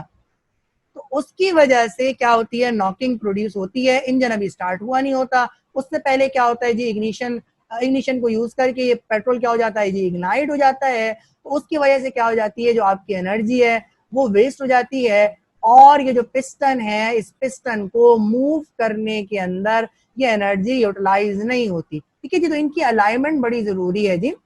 तो अगर पेट्रोल गैसोलीन का अगर ऑक्टेन नंबर कम होगा तो ये जो पेट्रोल है ये एयर के साथ मिक्स होगा और मिक्स करने के बाद ये जो इंजन है इसका काम क्या है जी, इंजन की कंप्रेशन को स्टार्ट करना। तो इंजन की कंप्रेशन को स्टार्ट किए बगैर ही ये क्या करेगा, ये जी जल जाएगा, ये क्या हो जाएगा जी, इग्नाइट हो जाएगा। तो जब ये इग्नाइट हो जाएगा इंजन की कंप्रेशन को स्टार्ट किए करने से पहले, तो इसका मतलब ये है कि जो एनर्जी प्रोड्यूस होगी वो क्या हो जाएगी, वो आपकी पिस्टन को मूव करने के अंदर इस्तेमाल नहीं होगी। और यही वो वजह है कि जिसकी वजह से आपकी नॉकिंग साउंड प्रोड्यूस होती है। तो अगर पेट्रोल का ऑक्टेन नंबर लो होगा तो ऑक्टेन नंबर लो होने की वजह से इसकी जो जलने की सलाहियत है वो क्या हो जाएगी, वो ज्यादा हो जाएगी। और ये आप जिस वक्त इसको इग्नाइट करवाना चाहते हैं उस इग्निशन से पहले ही इग्नाइट हो जाएगा। तो ये जो असल काम है वो करने से क्या होगा जी, कासिर रहेगा। इसलिए नॉकिंग साउंड प्रोड्यूस होती है जो इंजन के लिए क्या होती है, नुकसानदेह होती है जी, क्योंकि इससे आपकी वियरिंग और टीयरिंग होती है इंजन की। तो इसलिए पेट्रोल गैसोलीन जी उसके ऑक्टेन नंबर को क्या करना पड़ता है जी, इम्प्रूव करना पड़ता है। जो पेट्रोल आप अपनी गाड़ियों के अंदर डलवाते हैं उसका जो ऑक्टेन नंबर होता है वो आपका हाई ऑक्टेन नंबर होता है, ताकि नॉकिंग साउंड इंजन के अंदर प्रोड्यूस ना हो। वो एक अलग बात है कि गाड़ी जब पुरानी हो जाती है तो उसके अंदर भी ये नॉकिंग स्टार्ट हो जाती है। तो एक वजह तो पेट्रोल होती है और दूसरी वजह गाड़ी का पुराना होना भी होता है। अच्छा जी, मेथड्स रिड्यूस करने का तरीका जी, कि नॉकिंग को किस तरह से रिड्यूस किया जाए, इसको अब हम देखने जा रहे हैं जी। तो नॉकिंग को रिड्यूस करने का एक तरीका तो क्या है जी, कि आप पेट्रोलियम को रिफॉर्म कर लें और यही सबसे बेहतर तरीका है। और दूसरा तरीका क्या है जी, कि आप नॉक इनहिबिटर को ये फ्यूल के अंदर अगर आप ऐड कर दें तो भी यानी आप रिफॉर्मिंग ना करें। एक तरीका तो है रिफॉर्मिंग कर लें, दूसरा तरीका है कि आप रिफॉर्मिंग ना करें बल्कि नॉक इनहिबिटर डाल दें फ्यूल के अंदर, तो भी नॉकिंग को रिड्यूस किया जा सकता है। लेकिन रिफॉर्मिंग ही की जाती है, एडिटिव्स ऐड नहीं किए जाते। तो ये भी हम पढ़ लेंगे कि क्यों नहीं किए जाते। अच्छा जी, तो एक बार फिर रिफॉर्मिंग की डेफिनेशन अब आपके सामने है, क्योंकि रिफॉर्मिंग हम पढ़ने जा रही हैं। इससे रिलेटेड मुख्तलिफ आर्टिकल साथ साथ आ गए तो हमने उसको भी डिफाइन कर लिया। तो अपने मेन आर्टिकल पे वापस आते हैं, रिफॉर्मिंग क्या होती है इसको हम देखते हैं जी। तो व्हाट इज रिफॉर्मिंग? तो gasoline of straight chain alkanes undergoes cracking to form branch chain alkanes in order to improve octane number. This is known as reforming of petroleum. तो स्ट्रेट चेन गैसोलीन को branch chain gasoline के अंदर convert करना ताकि octane number gasoline का improve किया जा सके, ये प्रोसेस क्या कहलाता है? रिफॉर्मिंग ऑफ पेट्रोलियम कहलाता है। तो रिएक्शन अब आपके सामने आएंगे। रिफॉर्मिंग के एन ऑक्टेन का मतलब है जी कि 8 कार्बन है और स्ट्रेट चेन की फॉर्म में है। इस जो फ्यूल है इसका ऑक्टेन नंबर कम है क्योंकि ये अनब्रांच्ड है। इसको हाई टेम्परेचर दिया जाता है कैटलिस्ट की मौजूदगी के अंदर, और ये जो आपकी स्ट्रेट चेन है ये ब्रांच चेन के अंदर कन्वर्ट हो जाती है और पेंटेन की अंदर ब्रांचेस लग जाती हैं। तो ये प्रोसेस क्या कहलाता है? रिफॉर्मिंग ऑफ पेट्रोलियम कहलाता है। तो ये आपका एन ऑक्टेन है और एन ऑक्टेन को आपने हीट किया कैटलिस्ट की प्रेजेंस के अंदर, तो ये कन्वर्ट हो गया 2,2,4 ट्राई मिथाइल पेंटेन के अंदर। तो ये प्रोसेस क्या कहलाता है? ये आपका रिफॉर्मिंग कहलाता है।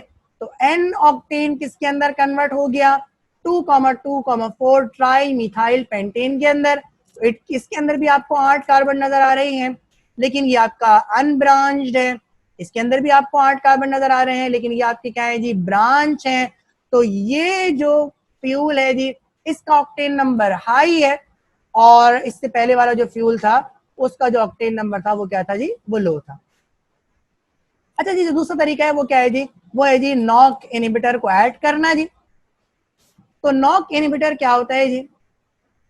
They are the chemicals which when added to the fuel helps in the reduction in knocking in internal combustion engine as it moderates the explosion in cylinder of engine। ठीक है जी, यही काम आप ऑक्टेन नंबर को बढ़ा के करते हैं जी। तो नॉक इनहिबिटर वो केमिकल्स होते हैं कि जिनको आप फ्यूल के अंदर अगर ऐड कर दें तो ये क्या करते हैं जी? नॉकिंग को क्या कर देते हैं? रिड्यूस कर देते हैं। नॉकिंग किस तरह से रिड्यूस होगी जी? जब एक्सप्लोजन रिमूव हो जाएंगे।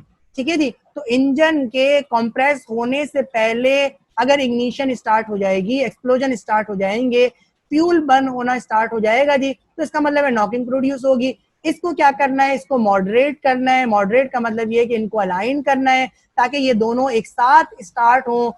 तो इस तरह से क्या हो जाएगी? नॉकिंग रिड्यूस हो जाएगी।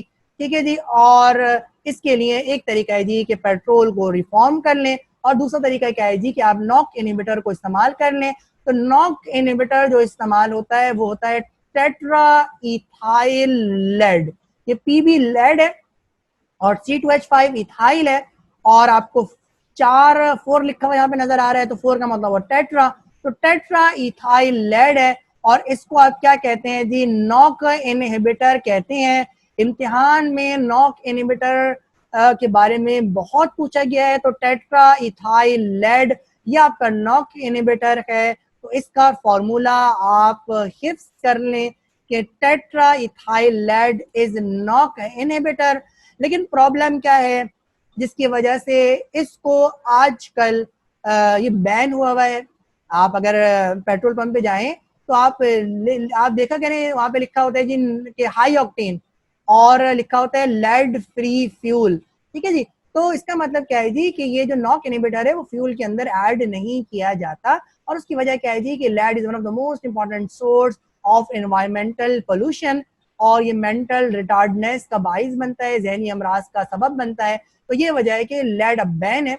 तो लेड को अब नॉक इनहिबिटर के तौर पे यानी टेट्रा इथाइल लेड को इस वक्त नॉक इनहिबिटर के तौर पर इस्तेमाल नहीं करते, बल्कि पेट्रोल के अंदर के जरिए नॉकिंग को रिड्यूस करने के लिए आप क्या करते हैं जी? उसके ऑक्टेन नंबर को इंप्रूव करते हैं, और उसके लिए आप क्या करते हैं? रिफॉर्मिंग का प्रोसेस करते हैं, यानी स्टेट चेन को ब्रांच चेन के अंदर कन्वर्ट करते हैं, जो आपने पीछे पढ़ा। ठीक है जी, एक रीजन है, इसको हम डिस्कस करते हैं जी कि टेट्रा इथाइल लेड को गैसोलीन के साथ क्यों इस्तेमाल किया जाता है जी। तो ये अब आप पीछे पढ़ चुके जी, क्योंकि ये नॉक इनहिबिटर है, और ये जो आपकी इंजन है उसकी परफॉर्मेंस को क्या करता है? इनहांस करता है। और इनहांस किस तरह से करता है जी कि कंबशन जो इंटरनल कंबशन इंजन के अंदर होती है उस कंबशन को वो क्या करता है जी, उन एक्सप्लोजन्स को ये क्या करता है जी, मॉडरेट करता है। तो इसलिए टेट्राइथाइल लाइट को गैसोलीन के साथ इस्तेमाल किया जाता है as it is knock inhibitor. ये रीजन काफी दफा इम्तिहान में आ चुका है। अच्छा, अब हम डिस्कस करने जा रहे हैं कि जी व्हाट इज क्रैकिंग। ये क्रैकिंग क्या है, इसको हम डिस्कस करने जा रहे हैं। और इस बात का ख्याल रखिएगा जी कि क्रैकिंग रिफॉर्मिंग तो पेट्रोल की क्वालिटी को इम्प्रूव करने के लिए की जाती है, और क्रैकिंग की जो वजह है वो इसकी क्वांटिटी को इम्प्रूव करने के लिए क्रैकिंग की जाती है। ठीक है जी। तो क्रैकिंग की डेफिनेशन क्या है जी? The splitting of large molecules of less volatile fraction into smaller molecules of more volatility on the application of high temperature and pressure. This is known as cracking. तो लफ्जी डेफिनेशन इसकी क्या है जी? तोड़ना। और इस डेफिनेशन से भी आपको ये समझ में आ गया होगा जी कि स्प्लिटिंग जो वर्ड इस्तेमाल किया गया तो उसका मतलब है तोड़ना। तो लार्ज मॉलिक्यूल्स को स्मॉल मॉलिक्यूल्स के अंदर तोड़ना। अगर आप वॉलेटिलिटी को का वर्ड हटा दें तो बड़ी सिंपल सी डेफिनेशन है जी, the splitting of larger molecules into smaller molecules on the application of temperature and pressure, this is known as cracking. Volatility का वर्ड इस्तेमाल इसलिए किया है क्योंकि डेफिनेशन के अंदर जान आ जाए, ये मजबूत हो जाए, इसलिए वॉलेटाइल फ्रैक्शंस का भी वर्ड इस्तेमाल किया है। और ये मैं आपको पहले पढ़ा चुका कि जो जितने मॉलिक्यूल स्मॉल होंगे उतने ज्यादा वॉलेटाइल होंगे, और जितने मॉलिक्यूल्स लार्ज होते जाएंगे उतने वो क्या हो जाएंगे, वो आपके लेस वॉलेटाइल होते जाएंगे। तो यहाँ पे लिखा हुआ है जी the splitting of large molecules. तो लार्ज मॉलिक्यूल्स लेस वॉलेटाइल होते हैं, इनको स्मॉलर मॉलिक्यूल्स के अंदर कन्वर्ट करना जो कि बहुत ज्यादा वॉलेटाइल होते हैं। और जब आप ब्रेकिंग करेंगे, जब आप ये स्प्लिटिंग करेंगे तो इसके अंदर आपको हाई टेम्परेचर और प्रेशर देना पड़ेगा। तो ये प्रोसेस क्या कहलाता है? ये प्रोसेस क्रैकिंग कहलाता है। सिंपल लफ्जों में अगर आप याद रखना चाहें जी तो लार्ज चेन हाइड्रोकार्बन को स्मॉल चेन हाइड्रोकार्बन के अंदर कन्वर्ट करना, आर्टिफिशियली कन्वर्ट करना, ब्रेक करना हाई टेम्परेचर और प्रेशर पे, इस प्रोसेस को आप क्या कहते हैं जी? क्रैकिंग कहते हैं। एग्जाम्पल को डिस्कस करेंगे जी। तो मुख्तलिफ किस्म की क्रैकिंग है, इनको हम देख लेते हैं जी। तो पहली जो किस्म की क्रैकिंग है उसके अंदर कार्बन और हाइड्रोजन का बॉन्ड ब्रेक होगा, इसको हम देखते हैं जी। तो ये आपको प्रोपेन नजर आ रहा है, और प्रोपेन किसके अंदर कन्वर्ट हो गया? प्रोपीन के अंदर कन्वर्ट हो गया। इसका मतलब है इस कार्बन से और इस कार्बन से हाइड्रोजन रिमूव हो गया। तो हाइड्रोजन का रिमूव होना भी क्रैकिंग कहलाता है। तो जो प्रोपेन था वो किस में कन्वर्ट हो गया? प्रोपीन में कन्वर्ट हो गया। तो ये भी क्रैकिंग कहलाती है। तो क्रैकिंग का मतलब हाइड्रोजन का रिमूव होना भी क्रैकिंग कहलाता है। यहाँ से अब आपको ये बात समझ में आ रही होगी। तो ये आपका तो चेन पे यानी नंबर ऑफ कार्बन पे तो कोई फर्क नहीं पड़ा, लेकिन सैचुरेशन से ये किसमें कन्वर्ट हो गया? अनसैचुरेटेड हाइड्रोकार्बन के अंदर कन्वर्ट हो गया, और स्मॉल एटम्स इसके अंदर से रिमूव हो गए। तो ये भी क्रैकिंग कहलाता है। अब हम बात करेंगे cracking of carbon carbon bond. तो ये अब आपको प्रोपेन नजर आ रहा है, और प्रोपेन इस तरह से कन्वर्ट हुआ है जी कि अब आपको दो कंपोनेंट्स नजर आ रहे हैं। इस बात का ख्याल रखिएगा जी कि कोई एडिशन नहीं है जी। जितने कार्बन और हाइड्रोजन आपको इनपुट में नजर आ रहे हैं उतने कार्बन और हाइड्रोजन आपको आउटपुट में भी मिलेंगे, क्योंकि कहीं बाहर से कार्बन या हाइड्रोजन नहीं आ सकते। आप उसी चीज को क्या कर रहे हैं जी? तोड़ रहे हैं, तो आपको टुकड़े मिलेंगे। ठीक है जी। तो ये किसमें कन्वर्ट हुआ? ये आपका इथीन के अंदर कन्वर्ट हुआ, और ये मीथेन के अंदर कन्वर्ट हुआ। यानी 3 कार्बन वाला जो आपका कंपाउंड था वो 2 कार्बन वाले और 1 कार्बन वाले कंपाउंड के अंदर कन्वर्ट हो गया। तो ये जो प्रोपेन था वो इथीन के अंदर और मीथेन के अंदर कन्वर्ट हो गया। This is cracking of carbon carbon bond. तीसरी क्रैकिंग की बात करते हैं, और ये लॉन्ग चेन प्रोपेन है। लॉन्ग चेन प्रोपेन आप इसको हेक्सेन भी कह सकते हैं जी, और अगर आप चाहें तो आप इसको प्रोपेन भी कह सकते हैं। यानी मुख्तलिफ प्रोपेन्स को अगर आप ब्रेक करें जी, तो प्रोपेन को ब्रेक करें मुख्तलिफ तरीके से जी।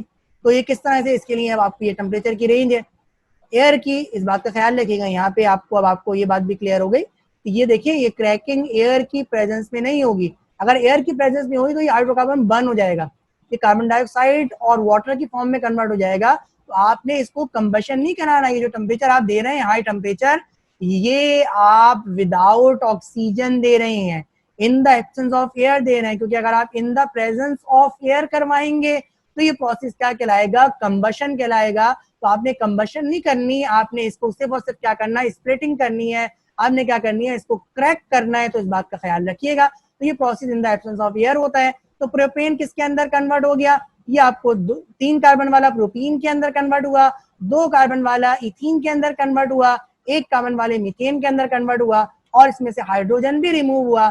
तो प्रोपेन इन तमाम कंपोनेंट्स के अंदर कन्वर्ट हो गया, जिसके अंदर कार्बन की क्वांटिटी इससे कम है।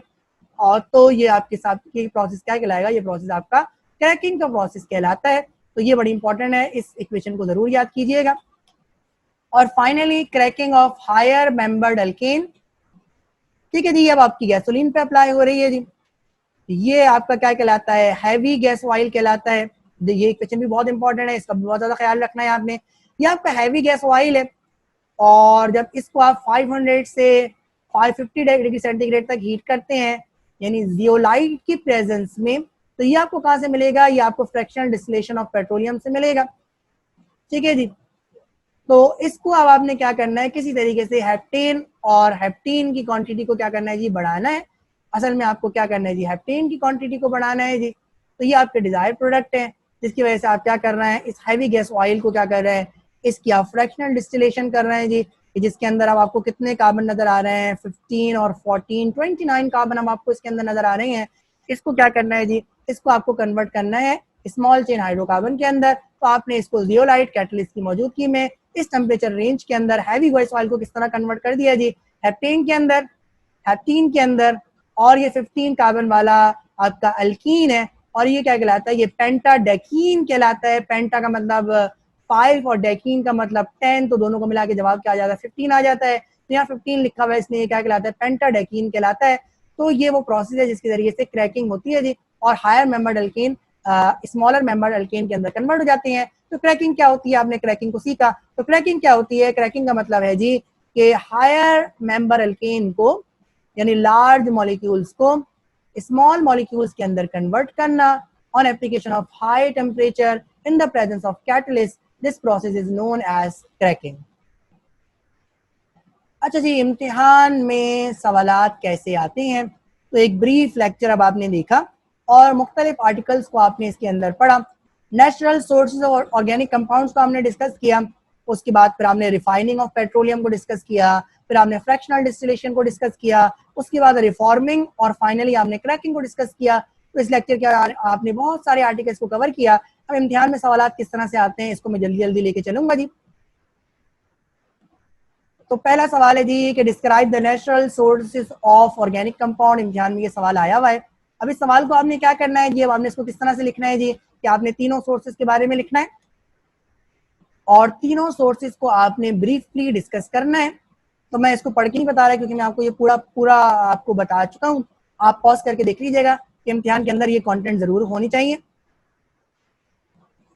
कोक के बारे में डिस्कस किया, उसके बाद दूसरी सोर्स के बारे में हमने डिस्कस किया, और फिर आपने पेट्रोलियम के बारे में डिस्कस किया। तो इस तरह से आपका सवाल मुकम्मल हो जाएगा।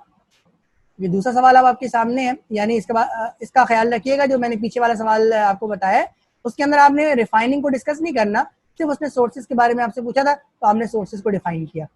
सवाल है जी ऑक्टेन नंबर को डिफाइन करें एग्जाम्पल के साथ। तो ये ऑक्टेन नंबर को मैंने डिफाइन किया, जो डेफिनेशन आपको पहले बताई थी, और एग्जाम्पल अब आपके सामने है जी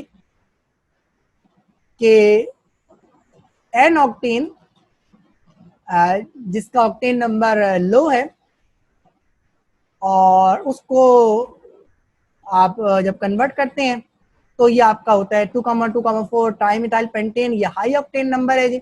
तो ऑक्टेन नंबर में आपने दो मिसालें दे दी आपने कि भाई ये एन ऑक्टेन है और ये 2,2,4 ट्राइमिथाइल पेंटेन है, और इस वाले का ऑक्टेन नंबर लो है, इस वाले का ऑक्टेन नंबर हाई है। देखिए आपकी किताब में क्योंकि ऑक्टेन नंबर के बारे में लिखा हुआ नहीं है, इसकी वैल्यू के बारे में लिखा हुआ नहीं है, इसलिए आपको इसकी वैल्यू पढ़ाई नहीं गई है। सिर्फ आपको ये बताया आपकी किताब में कि इसका ऑक्टेन नंबर लो होता है और इसका ऑक्टेन नंबर हाई होता है। तो आप स्ट्रक्चर बनाएं और लिख दें जी, इस कंपाउंड का नाम लिखें और आप लिख दें भी इसका ऑक्टेन नंबर लो है और इसका ऑक्टेन नंबर हाई है, तो एक तरीके से ये आपकी एग्जाम्पल हो जाएगी और आपको इसके नंबर मिल जाएंगे। तो इम्तिहान में कई बार ये सवाल पूछा गया है, तो इसका ज़रा ख्याल रखिएगा। रिफाइनिंग ऑफ पेट्रोलियम क्या है, इसको ज़रा एग्जाम्पल से आप डिस्कस करें, क्योंकि ये एक नंबर का सवाल, अगर ये सवाल आपका डिटेल के अंदर आ जाए, क्योंकि मैंने इसको अभी डिटेल पर्सपेक्टिव के अंदर मैंने इसको डिस्कस नहीं किया। यहाँ लिखा हुआ है डिफाइन, तो डिफाइन का मतलब आपको डेफिनेशन देनी थी एग्जाम्पल के साथ। तो देखिए सवाल का जवाब क्या होगा, तो आपने इसकी डेफिनेशन दी और डेफिनेशन के बाद आपने एक प्रोसेस को डिस्कस किया जी कि जब फ्रैक्शनल डिस्टिलेशन की जाती है क्रूड ऑयल की, तो कुछ इंपॉर्टेंट कंपोनेंट्स मिलते हैं, तो आप कुछ कंपोनेंट्स के नाम लिख दें और ये बता दीजिए कि वो किस टेम्परेचर रेंज में मिलते हैं, तो आपकी ये एग्जाम्पल हो जाएगी। क्योंकि डेफिनेशन आपको एग्जाम्पल के साथ देनी होती है, तो इसलिए आपने डेफिनेशन के बाद उसको एग्जाम्पल भी डिस्कस कर दी। पूरी की पूरा चार्ट बनाने की आपको ज़रूरत नहीं है। जब ये ब्रीफ डिस्कशन कहेगा तो फिर हम वो पूरे का पूरा चार्ट बना के देंगे। क्रैकिंग को डिस्कस करने, डिफाइन करने को कहा था एग्जाम्पल के साथ, तो आपने क्रैकिंग को लिखा और क्रैकिंग के बाद आप एक इक्वेशन को लिख दें, जो इक्वेशन आपको बेहतर लगे। आप ये लिखना नहीं चाहते, ये आपको मुश्किल लग रही है, तो आप इससे छोटे वाले को लिख दें और कार्बन हाइड्रोजन की क्रैकिंग लिख दें। ये अब आपके ऊपर है, लेकिन आपने कम से कम एक इक्वेशन यहाँ पे लाजमी लिखनी है। तो मैंने लॉन्ग चेन प्रोपेन की क्रैकिंग लिखी है, क्योंकि ये इम्तिहान में बहुत पूछी जाती है। जो आखिरी वाली दो आई थी, एक लॉन्ग चेन की और एक हैवी गैस ऑयल की, ये इम्तिहान में इक्वेशन की फॉर्म में ये सवाल आ जाता है, इसलिए आप इन दोनों इक्वेशन को ज़्यादा फोकस करें। तो एग्जाम्पल के तौर पर अगर आप ये याद कर लें तो इससे आपके बाकी सवाल भी निकल जाएंगे। तो ये इसकी एग्जाम्पल है, क्रैकिंग की डेफिनेशन आपने डिफाइन किया क्रैकिंग को, और उसके बाद आपने इसकी एग्जाम्पल को डिस्कस किया। तो प्रोपेन किस में कन्वर्ट हो गया, प्रोपीन, इथीन और मीथेन के अंदर। मेंशन करें तो अच्छा है, ना मेंशन करें तो भी कोई हर्ज नहीं है। तो ये था हमारा लेक्चर नंबर 2, और आज के इस ब्रीफ लेक्चर के अंदर आपने मुख्तलिफ टॉपिक्स को स्टडी किया और चैप्टर के मेजर पार्ट को आपने कवर किया। अगर कोई बात आपको क्लियर नहीं हुई है तो आप इस लेक्चर को एक बार फिर रिवाइंड कर लीजिएगा, तो आपको इंशाल्लाह ताला ये बात क्लियर हो जाएगी। कवर करने का एक तरीका ये है जी कि मैंने तो इन टॉपिक को एक साथ डिस्कस किया है।